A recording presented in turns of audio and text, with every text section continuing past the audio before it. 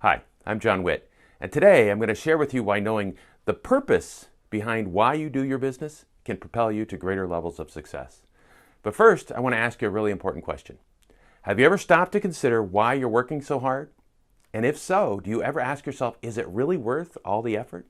Now, this past Friday, I hosted a free one-day business blueprint intensive at my office, and we had an early breakthrough on the power of purpose.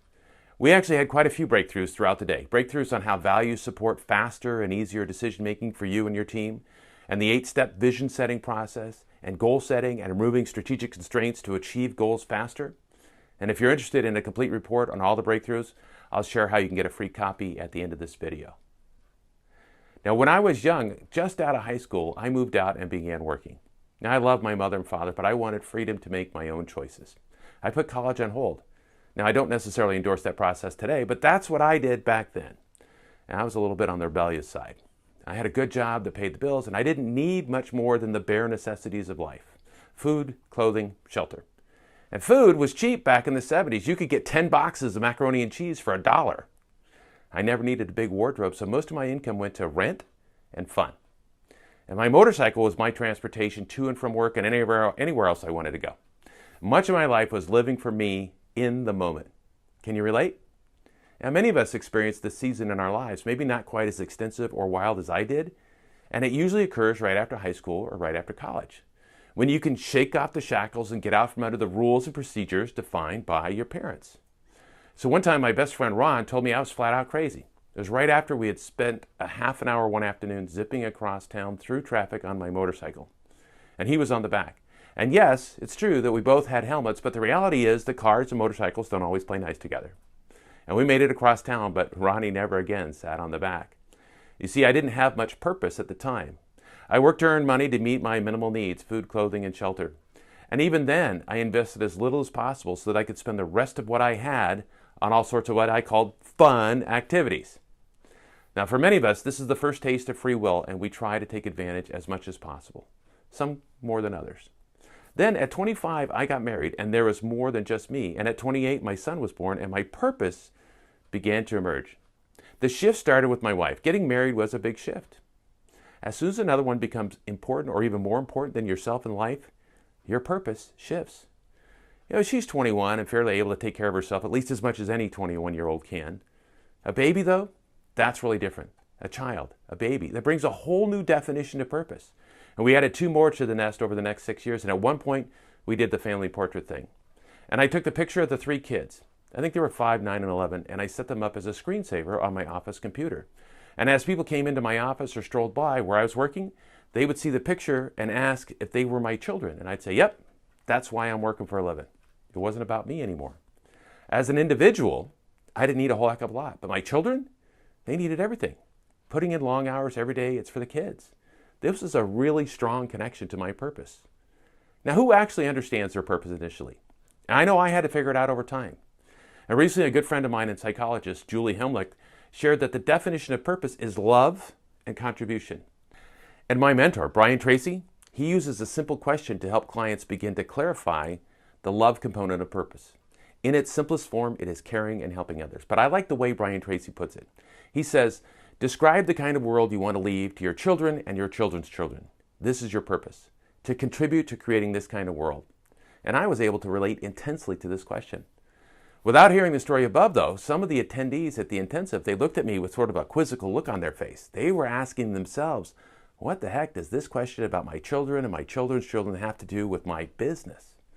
And the answer is love. And it's loving others. It starts with self, and then it extends out in concentric circles. It envelops those closest to us first, your kids. You only have one life to live, and ideally you will live it to the fullest extent. This is how you fulfill your potential. And the key to fulfilling your potential is understanding and following your purpose. And for most of us, living life to the fullest, that requires some money. That's why we work for a living. Your work in some way allows you to serve others.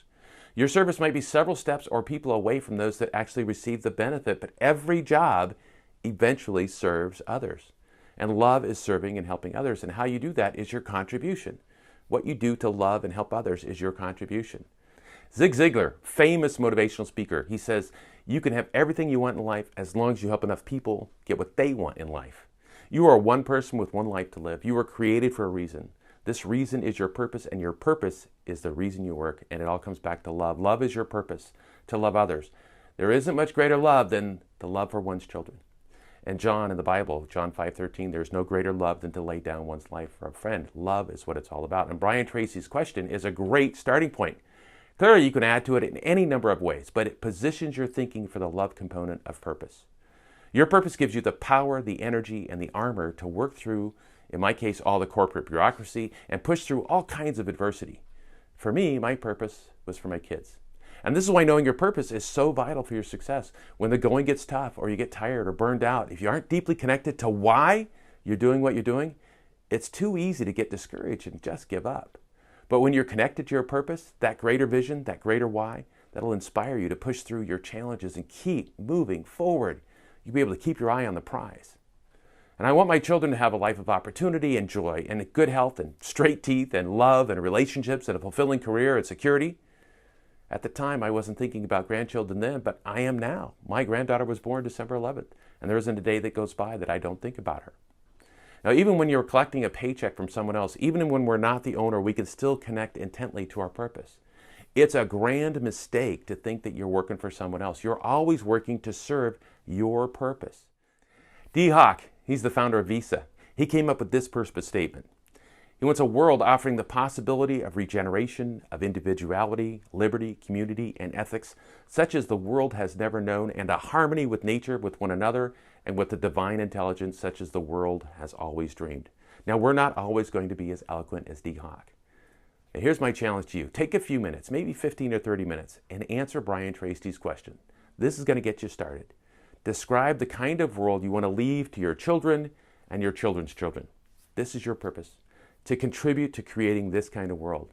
And I was able to relate intensely to this question. And then ask yourself what you do to carry out this purpose and what your business or job does to carry out this purpose. And this is how you connect your job or your business to your life, because you only have one life. Follow your purpose to fulfill your dreams. Now, earlier I shared that I would give you an opportunity to get a copy of the Business Breakthroughs Report from the One Day Business Plan Intensive. So here's what you can do. You can get a copy of the Breakthrough Report and be notified of the next intensive session simply by clicking the link above or below this video, or send me a direct message or an email, and I'll send you the notification and Breakthrough Report request link. Also, I'm curious to know, what's your greater purpose? What inspires you to do what you do?